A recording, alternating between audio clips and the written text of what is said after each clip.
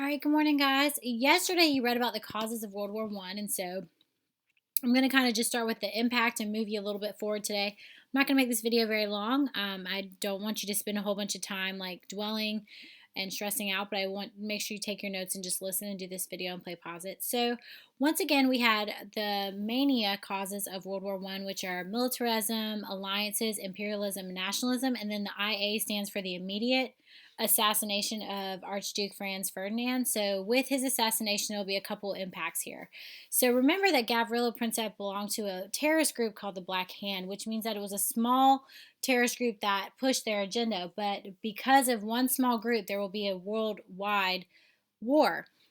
Which honestly, we call this the powder keg. It's kind of like the bullet that shot the gunpowder and set everything off. But these other four factors of militarism, alliances, imperialism, nationalism are really the build up to the war. So even if he hadn't been assassinated, there would have been something else probably that would have spawned the war. So here's some impacts, and let me make it full screen for you. Sorry. Austria-Hungary is going to learn of the Black Hand's plans. They're going to want to punish Serbia because the terrorist groups from Serbia. Russia promises to support Serbia if Austria-Hungary is intact. Germany during this time is aligned with Austria-Hungary, and so they saw Russia's promise as a threat and declares war on Russia and its ally France. A group that they'll leave out is Great Britain. I want you to make a note of that, okay? So what's going to end up happening is we're going to have the start of World War One, which is going to be in 1914. And so if you pay attention, and I don't know why Spain is spelled that way, but just ignore it. When you're looking at the map here, Germany is going to have a war on two fronts, which means that the Russians are on one side, their enemy, and then also the French. So they have a two-sided war here, but their allies, if you notice where the alliances are, their allies are right here, Austria-Hungary, Bulgaria, and Turkey. Whereas Great Britain, Italy, Serbia, Romania, Greece, they're all over here. Italy is always going to be very interesting in the world wars because they're going to like to switch sides and stuff. We'll talk about them later. Anybody who's in the nudish color, the yellow color is like neutral powers, red is central, and then the lighter is allied. Also, I just want to make a note, we are not involved in the war during this time. So here's the Schieffelin plan. So this is a plan created by the Germans, and it was their plan to defeat France quickly, and it'll take, their goal was, if you go back and look at this map, they were like, okay, we're going to instantly go and attack France on this side, okay? And then we'll go back later to attack Russia because Russia's bigger, and also, let me just hit you with some facts. Russia did not industrialize when everybody else did, so they're low-key slow. So they don't have as many factories. They don't have as much machinery, weapons. They didn't militarize. So Germany's banking on them being really slow. Because of the size of the country, so then they'll go back and return to Russia. So here's the problem, though. Instead of them going directly to France's border, they go through Belgium. Belgium is a neutral nation during this time. And so when we talk about the rules of war, we do not, no one needs to be walking through a neutral country because when they state that they are neutral, that means they are not involved. So the problem is Great Britain disapproved of the involving Belgium, so they declared war on Germany.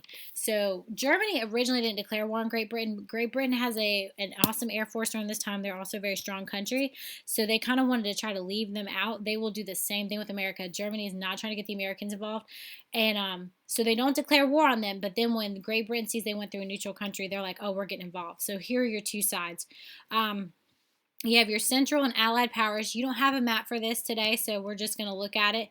You're going to have your neutral powers, which are people who are not involved. Spain, Iceland, Norway, Sweden, the Netherlands, and I think Luxembourg. Looks like it, yes. So they're like, hey, not involved, okay? And then, actually, that might be Switzerland. Yeah. So then your countries that are central powers, which are like Germany, Austria-Hungary, Bulgaria, and Turkey. And then your allied forces are going to be Russia, France, and Great Britain, and Portugal.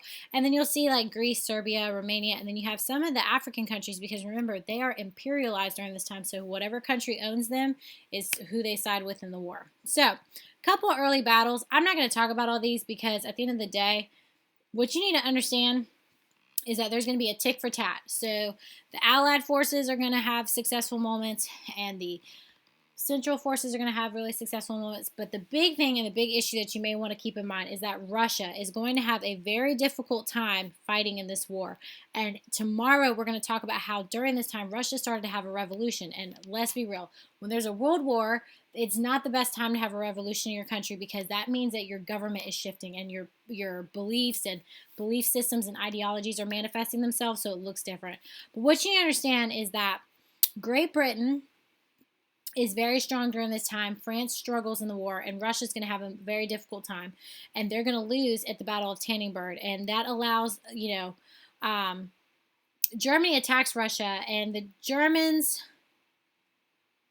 are going to struggle with fighting in Russia, but the Russians are going to have a hard time fighting the war because they don't have the means to. So, a couple things that I want you to understand, though, is that during this time, the Germans are going to dig trenches, and they get down in these trenches and they sit and they wait for people to come up and they shoot them, or they gun them down, or they gas them.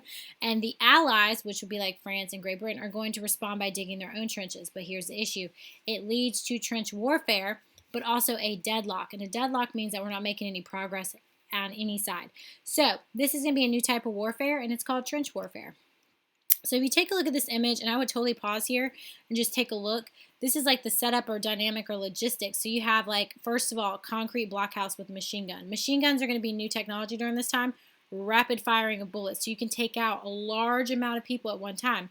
Long range artillery is placed about 10 kilometers behind the front line. These guns throw big pieces of shells and shrapnel, like kind of like cannonballs, down on top of people. And then you have an area called no man's land, where this is like a stretch of land between the trenches that is where people could get caught, hit by shells. There was wet water, mud, so they could slip and fall.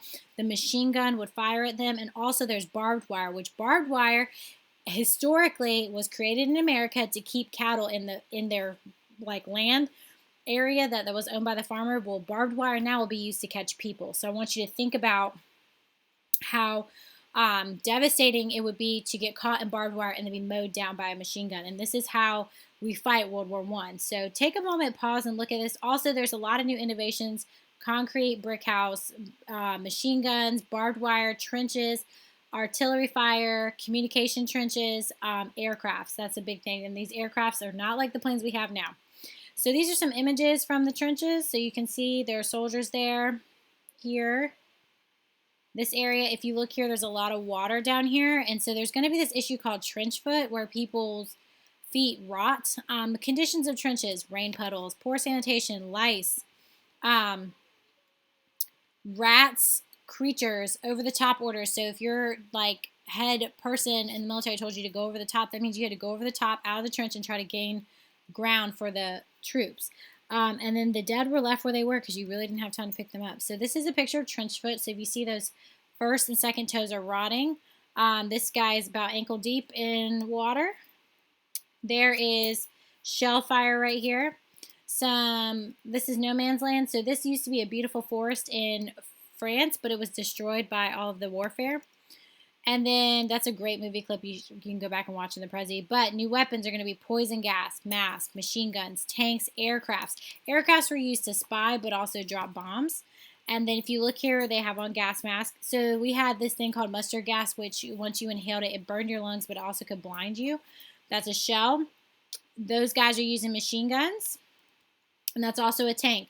The tank that we have in World War I is not as innovative as the tanks that we have now. Even like in World War II, the Germans actually had the best, and well, just both World Wars, Germans had the best technology. One thing, like there's an awesome movie, it's called Fury. It's not completely historically accurate, but it does shed a light on that Germans were extremely innovative with their weaponry, and it's World War II, set in World War II, but their tanks were way more advanced even than American and the British. So tanks were also a new innovation, and also the aircraft. This kind of reminds me of kind of what Wilbur and Orville Wright rode around in, and so it looks kind of makeshift, but they used to spy and also drop bombs. So total warfare is going to happen during this time, and total warfare is going to be when all of society is involved, so factories, men, women, African Americans, and the government. So this is when everyone in a country mobilizes. So for instance, factories that were used to build cars may help build planes during this time. And men who have gone off to war, their wives will leave the house and start working in these factories to help with the war effort. But I want to throw something at you. women and African Americans after World War I, and especially after World War II, are going to start wanting more rights, because if they feel like they can work for society and try to help with the war effort, then they feel like they need to be treated equally. I also want to remind you, when Americans get in the war, African Americans will fight in these wars as well, but they're not considered equal at this time. So you can see them making planes. These women are working in a factory. And also, the Red Cross was established during World War I, and that's like the nurses. The female nurses would go and help in the war effort and help patch up soldiers and perform surgeries with doctors, things like that. And then one big thing, and this is the last thing we're going to talk about, is propaganda. So propaganda is used when we try to influence the way people think. And so there are a couple of pieces of propaganda that I may let you look at today, just so you can kind of talk about, and I want you to tell me how it influences people. So I'm going to skip these battles because that's low-key not what you need. And this is the last slide for today. So we talked a lot about France, Germany, Great Britain, everything like that, but we do need to talk about World War and how the rest of the world kind of handled it, and we'll pick it up a little bit tomorrow. The Ottomans are going to join the war. During this time, the Ottomans are the Turks. So Turkey and the Ottoman Empire, same thing, okay? And they controlled Russia's access to the Mediterranean Sea. They are fighting on opposite sides. So the Russians are for the Allies, the Turks are for the Central Powers, and so the Ottomans are going to cut off access to the Mediterranean Sea for the Russians. Also, the Armenians are going to be a small group of Middle Eastern people. They have a country, and the Ottomans thought that the Armenians were aiding the Russians, and they started genocide. Remember, a genocide is a deliberate destruction of a racial, political, or cultural group. The Armenian genocide is going to happen during World War I, and the Holocaust will happen during World War II, and the Holocaust is a deliberate destruction of the Jews, European Jews. And so when we talk about this, and knowing that the Armenians were mass killed, they were raped, their children were killed, they were starved. This is very much like the Holocaust, but it was directed towards a different group of people. And so when we talk about the Armenian genocide, Turkey today will still not acknowledge that it is a genocide, but the rest of the world calls it a genocide. And so also, to piggyback, Africa and Asia during this time, remember, they had colonies because of imperialism, so they had to help whoever they were owned by. So if you have Togo or Mali, all of those countries that were taken over by different European countries, they fought for that country. And I think that, they always talk about how they believe that they would gain independence, but if you know anything about imperialism, then you know it's not going to happen that way. So this is a video about the Armenian genocide, and Miss McCrae is going to put a couple things up about that. Tomorrow, we'll talk about how Russia struggles, especially after the revolution. So we'll pick up tomorrow. Please let me know if you have any questions.